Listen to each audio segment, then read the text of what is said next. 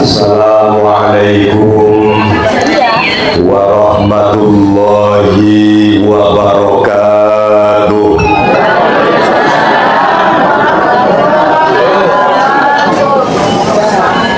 Bismillahirrahmanirrahim.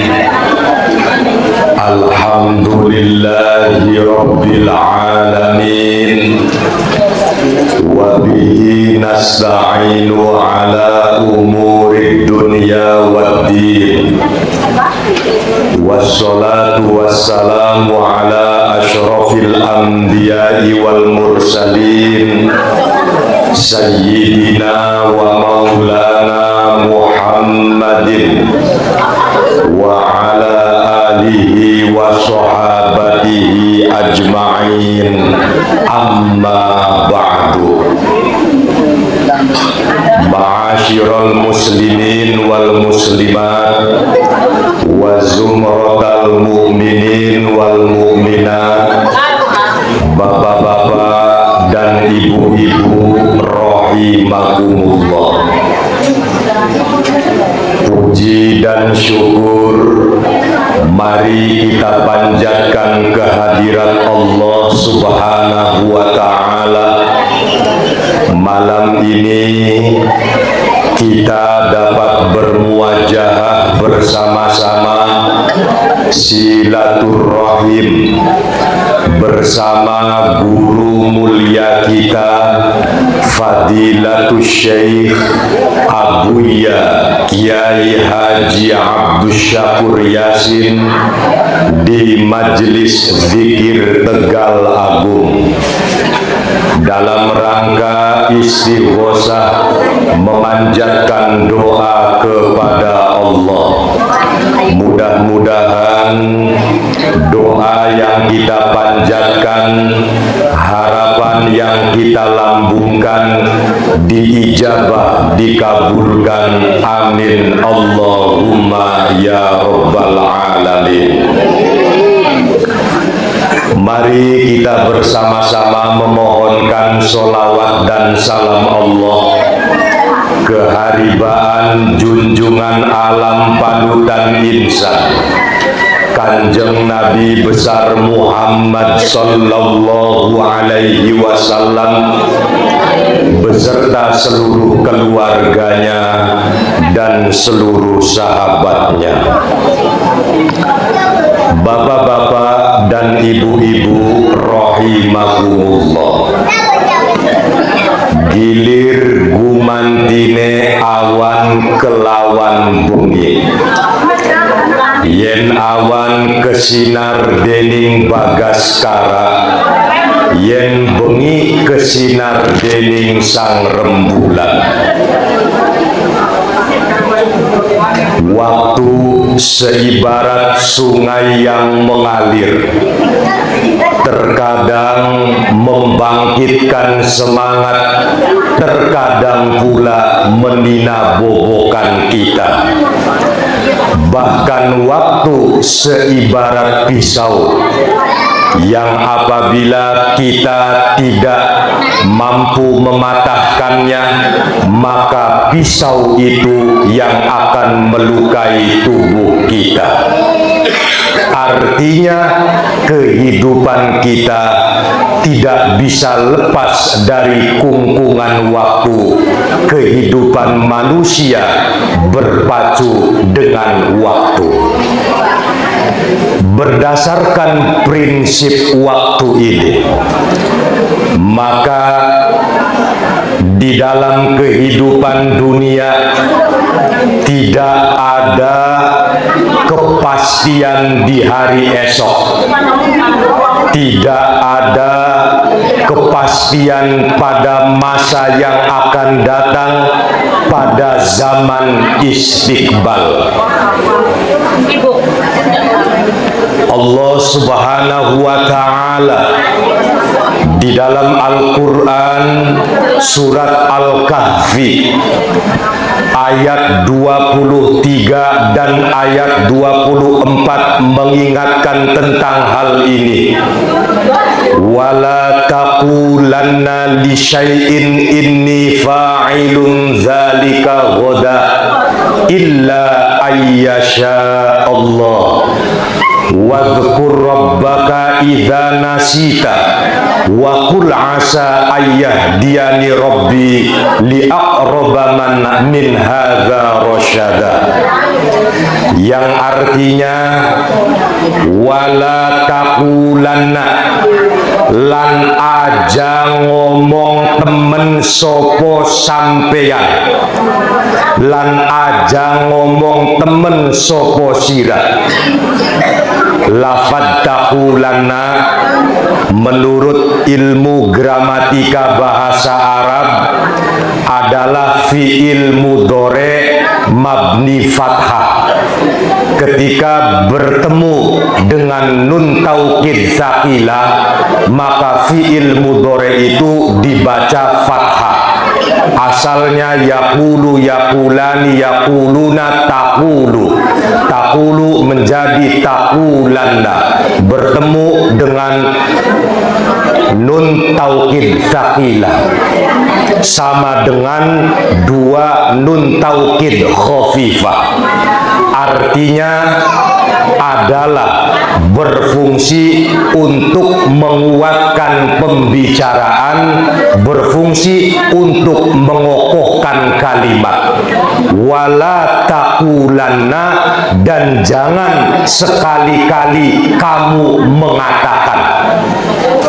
Pisan-pisan sampeyan aja ngomong lisaiin tentang sesuatu, ngomong priwen, inni fa'ilun zalika ghoda, besok aku akan mengerjakannya, sukiki bakal tak lakoni. Jangan berkata begitu. Illa ayyasha Allah, kecuali ditambahkan kalimat insya, kecuali bila Allah berkehendak. Ini adalah tata krama, sopan santun yang diajarkan oleh Allah untuk kita semua, supaya kita tidak mengklaim, tidak mengaku bahwa apa yang kita usahakan, apa yang kita kerjakan, keberhasilan itu, kesuksesan itu adalah buah dari kerja keras kita. Tidak. Illa ayyasha Allah, semuanya adalah atas kehendak dari Allah Subhanahu wa ta'ala. Kenapa demikian? Sebab ibu-ibu, bapak-bapak, banyak sekali faktor yang menentukan di dalam kehidupan ini, bukan hanya faktor personal pribadi kita. Jangankan yang waktu esok, waktu mendatang yang tidak bisa kita tebak, yang belum bisa kita ketahui, yang sudah kita ketahui saja belum tentu itu ada kepastian. Sampai tekaning sega ning jerone cangkem, bakat durung rezekine metu maning. Sampai tekaning jero weteng, bakat dudur rezekine muta. Kenapa? Karena tidak ada Jadi rumusnya adalah kita tidak boleh tahu. Wa ma tadri nafsum bi ayyi ard wa ma tadri nafsum madza taksibu ghadan. Manusia itu tidak boleh tahu apa yang terjadi besok. Maka di sini kita diajarkan mengucapkan insya.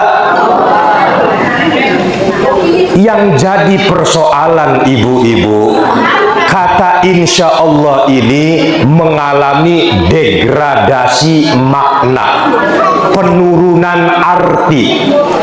Yang tadinya kata insya Allah diucapkan dengan kepastian, Tetapi karena semuanya mutlak ditentukan oleh Tuhan supaya tidak ada klaim dari manusia, maka bilang insya Allah sebagai satu kepastian. Sekarang insya Allah kanggo bobat-bobadan, bobade wong Islam ngomongnya insya, daripada kala blenak wis ngomongnya insya Allah. Padahal insya Allah dikatakan untuk arti pasti, tetapi karena tidak ada jaminan maka kita harus mengatakan insya. Bapak-bapak, ibu-ibu rahimakumullah, banyak di dalam kehidupan ini yang kita tunggu-tunggu tidak pernah muncul. Banyak di dalam kehidupan ini yang kita prediksi tidak pernah terjadi. Yang kita tunggu-tunggu tidak kunjung datang. Jare sinden nembang, Pak. Jare siapa je? Esuk nakir, sore nakir. Sing ditakir godong klasa. Esuk mikir, sore mikir, sing dipikir ora kerasa. Ana sing kayang konon kubu 16 temen. Hai 16. Namanya bertepuk sebelah. Banyak yang kita prediksi tidak pernah terjadi. Yang kita harapkan tidak pernah kunjung datang. Justru malahan yang tidak kita harapkan, yang tidak kita tunggu-tunggu, itulah yang terjadi. Inilah kehidupan. Bapak-bapak, ibu-ibu rahimakumullah. Jadi pesannya adalah jangan memastikan. Karena begitu tidak ada jaminan kepastian. Sampai-sampai kalau kita melihat ayat di dalam Al-Quran, perintah Allah subhanahu wa ta'ala saja tidak dengan kepastian jaminan hasilnya. Mari kita lihat. Wattaqullaha la'allakum tuflihun. Wattaqullaha la'allakum turhamun.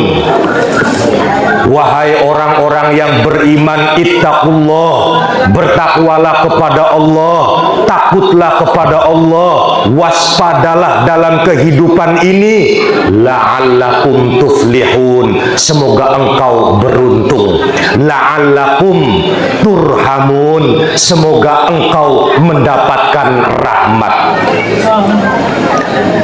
Di sini menjadi persoalan. Allah memerintahkan, tetapi jaminan daripada perintah itu belum ada kepastian. Kalau kita mengacu di dalam ilmu nahwu, maka sah-sah saja. Kenapa? Imam Yahya Syarafuddin Al-Amriti mengatakan di dalam nazomnya, walitarajji wa tawaqqu'in la'al qaqaulihim la'alla mahbubi wasol. Walitarajji wa tawaqqu'u, untuk makna tarajji dan untuk makna tawaqqu'u, la'alla itu dipergunakan. Contohnya la'alla mahbubi wasol. Jare wong Arabe la'alla mahbubi, menawa-menawa demenane kita, bokat bae pacare kita, iku wasola teka, iku wasola tumiba. Barangkali saja pacar saya sudah datang. Nyatane teka beli, Bu. Beli teka-teka. Mau gak? Esuk nakir, sore nakir, sing ditakir godong belum. Iya. Bu, kinki arane kula menguasai dua dunia. Dunia sinden karo dunia kitab amriti. Lamun kula dudu wong pinter tambah sebisa mungkin sembarangan bae sampean.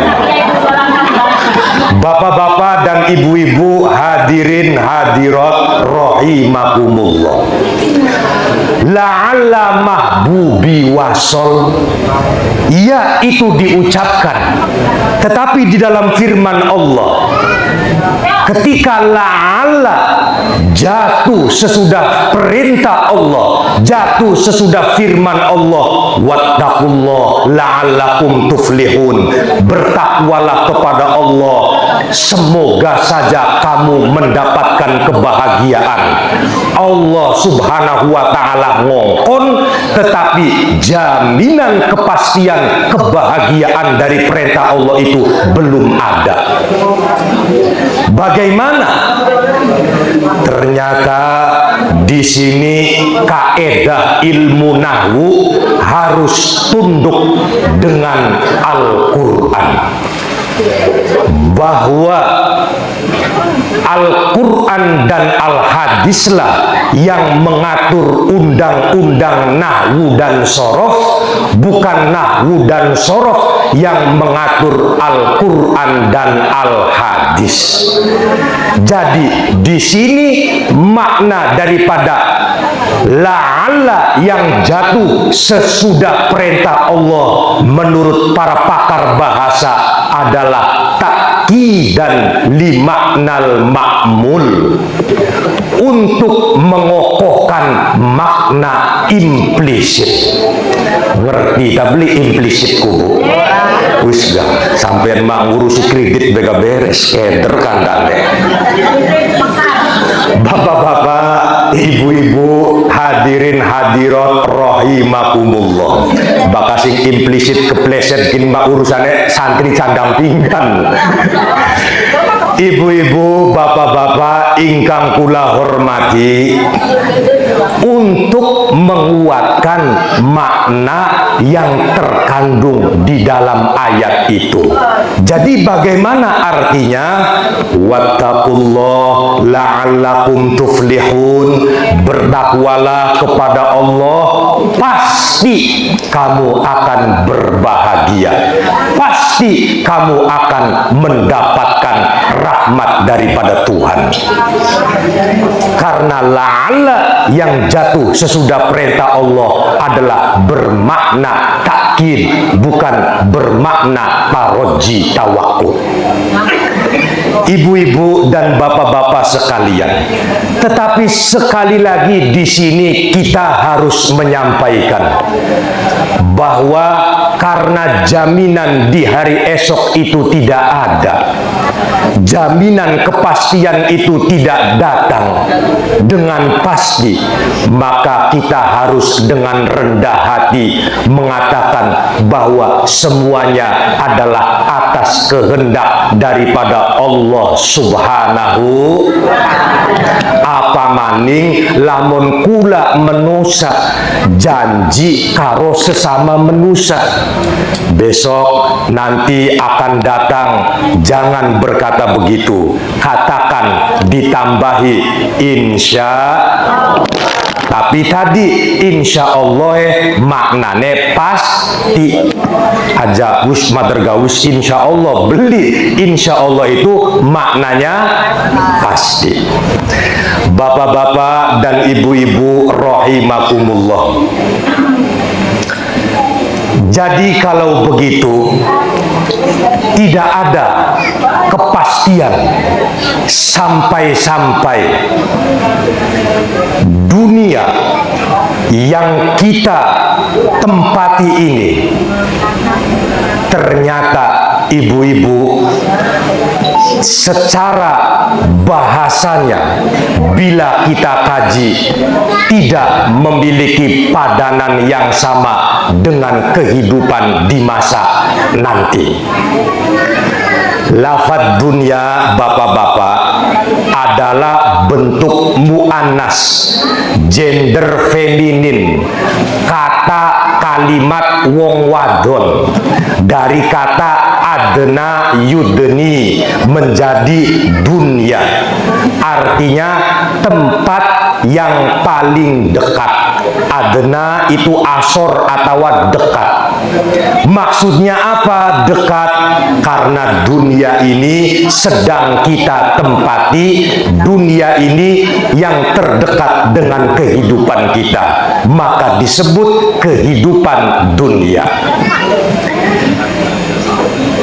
Dunia ini bukan dimensi waktu, tetapi dunia adalah ruang, dimensi ruang, dimensi spasial. Dimensi waktunya adalah al-ula, dari kata awalun, dibuat mu'annas menjadi ula. Allah berfirman, walal akhiratu khairul laka minal ula. Akhirat itu lebih baik buat kamu minal ula, dari kehidupan yang pertama, kehidupan yang awal. Maksudnya adalah kehidupan dunia ini. Jadi artinya tidak simetris, tidak lurus sejajar kalau kita mengatakan dunia akhirat, sebab dunia ini dimensi ruang, sedangkan akhirat itu adalah dimensi waktu. Di sini lalu kita berpikir, apakah di akhirat itu tidak ada ruang, yang ada hanya akhir, waktu yang tiada batas, sehingga diungkapkan dengan kata ruang, dengan kata waktu, yaitu akhirah. Ini juga masih menjadi pertanyaan yang terpendam. Bapak-bapak, ibu-ibu rahimakumullah, ada satu pertanyaan di dalam diri saya. Kenapa lafad dunia ini memakai bentuk mu'annas, gender feminin, kata perempuan? Fadilatul Syekh Kiai Haji Abdus Syakur Yasin, seorang pakar bahasa Arab, mengatakan bahwa ada indikasi di dalam bahasa Arab hal-hal besar, peristiwa-peristiwa besar diungkapkan dalam gender feminin ke dalam bentuk kata mu'annas. Jadi peristiwa-peristiwa besar, hal-hal besar di dalam bahasa Arab, ibu, nganggone kata wong wadon. Jannatun artinya apa, Bu? Surga. Tak marbuto sebagai tanda daripada perempuan. Narun neraka, senajana lafade muzakkar tetapi maknanya adalah muannas. Samaun muannas, syamsun matahari muannas. Hal-hal besar, peristiwa-peristiwa besar ini selalu disampaikan dengan gender feminin. Sampai tekaning bahasa Indonesia ega, baka peristiwa besarku nganggo wong wadon. Ibu kota, apa maning, bahasa ibu, bupati, papati Malangka, Bu ya. Iya. Jadi artinya betapa bahasa ini seperti itu. Bapak-bapak, ibu-ibu, hadirin hadirat rahimakumullah. Kita kembali, jadi kesimpulan yang bisa kita petik bahwa manusia itu adalah tidak tahu. Ini adalah standar. Kalaupun tahu, dikasih tahu oleh Allah Subhanahu.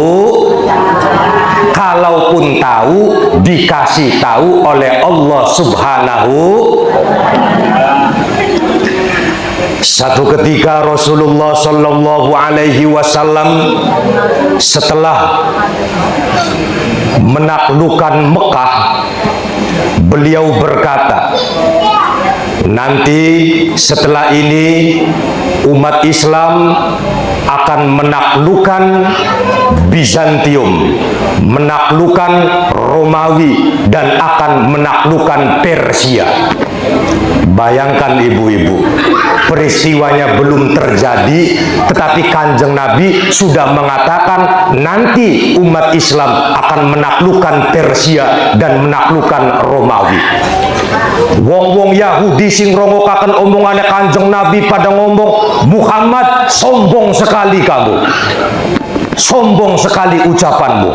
Umat Islam hanya sejazirah Arab, mau mengalahkan negara superpower Persia, mau mengalahkan negara superpower Romawi. Sebab negara hebat pada waktu itu, lamun seniki Amerikane, lamun seniki Rusiane, ya Persia karo Romawi. Kanjeng Nabi mboten jawab ocehane wong-wong Yahudi, tetapi ternyata fakta sejarahlah yang membuktikan bahwa akhirnya Persia dapat ditaklukkan oleh umat Islam melalui tangan Umar bin Khattab, dan Romawi Timur, Bizantium juga bisa ditaklukkan oleh umat Islam. Ini semuanya dikasih tahu oleh Allah Subhanahu. Jadi harus bisa dibedakan dengan hadis Nabi yang mengatakan kadzabal munajjiuna walau kanu sodaku. Berbohonglah wong sing tukang badek-badek, wong sing tukang ramal-ramal, walau kanu sodaku, sekalipun mereka itu benar. Sing tukang ramal ibu, sing tukang badek-badek karo kartu, karo apa segala macam, jare Kanjeng Nabi ne bobat, sekalipun benar, sekalipun itu bohong. Kenapa? Karena manusia pada prinsipnya adalah tidak tahu. Seniki bu, enak weru tak enak beli weru delengane.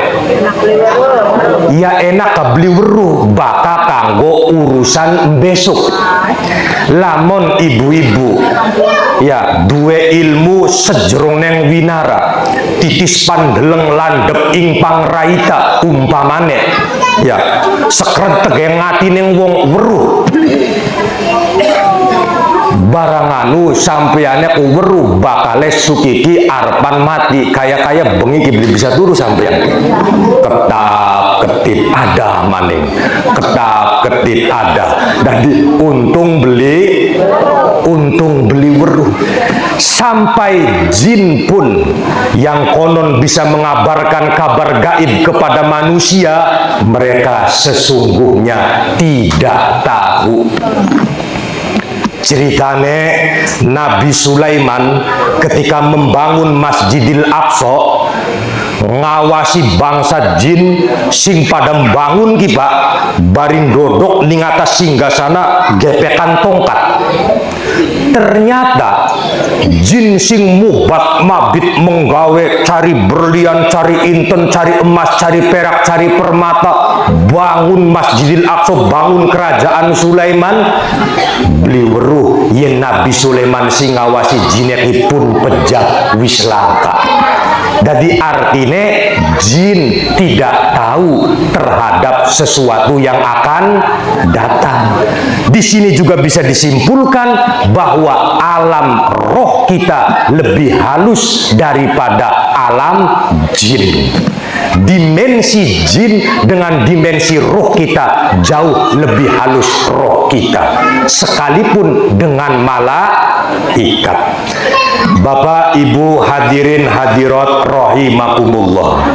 Jadi pesan yang bisa kita petik dari ayat ini adalah jangan mengatakan sesuatu saya dapat mengerjakannya besok, tetapi katakanlah bila Allah berkehendak.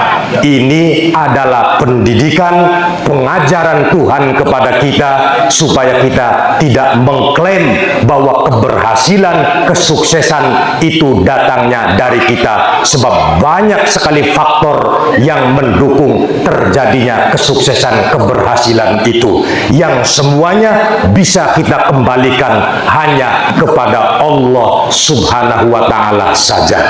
Itulah yang bisa saya sampaikan. Mohon maaf atas segala kekurangan dan terima kasih atas segala perhatian. Wassalamualaikum warahmatullahi wabarakatuh. Mangga dumateng Haji